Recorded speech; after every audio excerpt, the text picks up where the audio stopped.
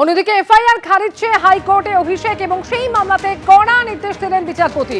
Virtual নয়, সশরীরে হাজিরা দিতেই হবে অভিষেক বন্দ্যোপাধ্যায়কে এবং কোর্টে নির্দেশ ছাড়া দেশও ছাড়তে পারবেন না তিনি।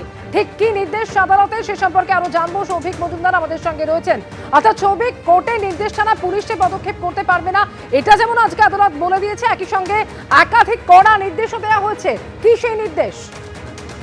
দেখো, একদমই প্রাথমিকভাবে অভিষেক বন্দ্যোপাধ্যায়ের বিরুদ্ধে কড়া কোনো পদক্ষেপ অর্থাৎ গ্রেফতারির মতো কড়া পদক্ষেপ কলকাতা পুলিশ করতে পারবে না, এটা যেমন ঠিক, তার পাশাপাশি কলকাতা পুলিশকে এই ইনভেস্টিগেশনের ক্ষেত্রে কোনো রকম ভাবে আটকানো হয়নি। অর্থাৎ কলকাতা হাইকোর্ট তদন্তের ক্ষেত্রে কোনো রকম স্থগিতাদেশ দেয়নি। কলকাতা পুলিশ এই মামলার তদন্তের জন্য যা প্রয়োজনীয় পদক্ষেপ প্রয়োজন সেটা তারা করতে পারবেন। 48 ঘন্টা আগে জানিয়ে অভিষেক বন্দ্যোপাধ্যায়কে তারা ডেকে পাঠাতে পারবেন। তার পাশাপাশি বলা হয়েছে কলকাতা হাইকোর্টের অনুমতি ছাড়া অভিষেক বন্দ্যোপাধ্যায় তিনি দেশ ছাড়তে পারবেন না, সেই নির্দেশও আজকে কলকাতা হাইকোর্টের তরফ থেকে দেওয়া হয়েছে। এবং তার পাশাপাশি যে পর্যবেক্ষণ আজকে কলকাতা হাইকোর্টের তরফ থেকে দেওয়া হয়েছে সেইটা কিন্তু অভিষেক বন্দ্যোপাধ্যায়ের পক্ষে অত্যন্ত অস্বস্তিকর। তার কারণ হলো মাননীয় বিচারপতি সৌগত ভট্টাচার্য বলছেন যে একটা দলের, সর্বভারতীয় দলের সাধারণ সম্পাদকের তরফ থেকে বা একজন সাংসদের তরফ থেকে এই ধরনের যে মন্তব্য আসছে সেই মন্তব্য কখনোই গ্রহণযোগ্য নয়। সেই মন্তব্যকে কখনোই কলকাতা হাইকোর্ট ভালো চোখে দেখছে না।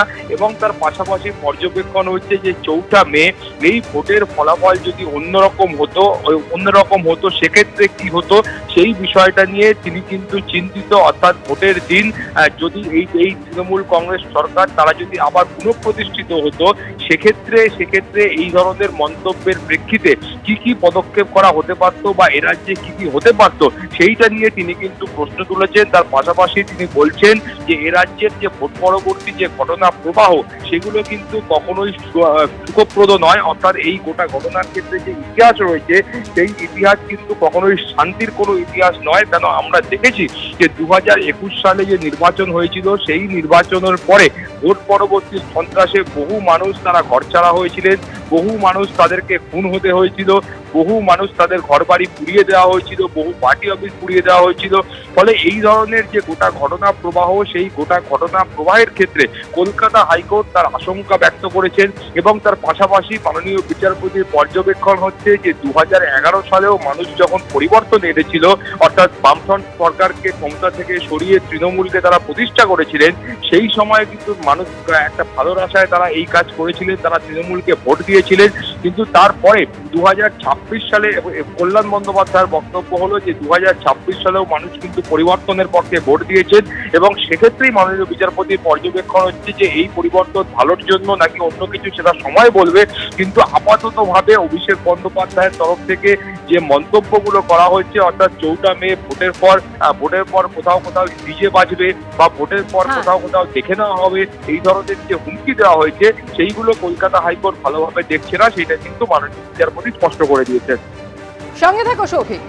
এফআইআর খারিজের আবেদন জানিয়ে হাইকোর্টে দ্বারস্থ হয়েছিলেন অভিষেক বন্দ্যোপাধ্যায়। ভার্চুয়াল নয়, সশরীরে হাজিরা দিতেই হবে অভিষেক বন্দ্যোপাধ্যায়কে এবং কোর্টের নির্দেশ ছাড়া দেশও তিনি ছাড়তে পারবেন না, এমনই কড়া নির্দেশ দিয়েছেন বিচারপতি।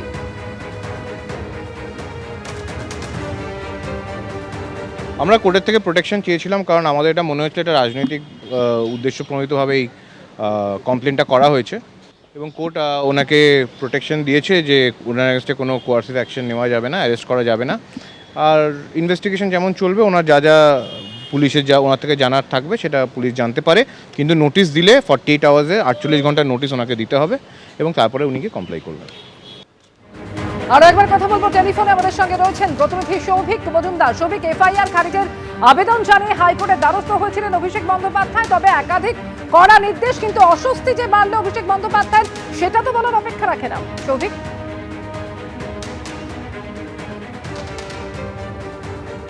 যান্ত্রিক কারণে যোগাযোগ বিচ্ছিন্ন হয়েছে, আরো একবার যোগাযোগের চেষ্টা করব।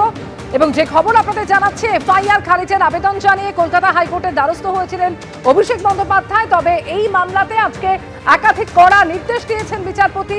সশরীরে তাকে হাজিরা দিতে হবে এবং কোর্টের নির্দেশ ছাড়া তিনি দেশও ছাড়তে পারবেন না, একই সঙ্গে একজন সর্বভারতীয় দলের সাধারণ সম্পাদক হয়ে যদি এই ধরনের মন্তব্য করেন, তাহলে ভেবে দেখুন যদি ভোটের ফল অন্যরকম হতো তাহলে কি হতো। ভোটের প্রচারে হিংসায় উস্কানি দেওয়ার অভিযোগে অভিষেক বন্দ্যোপাধ্যায়ের বিরুদ্ধে এফআইআর দায়ের হয়।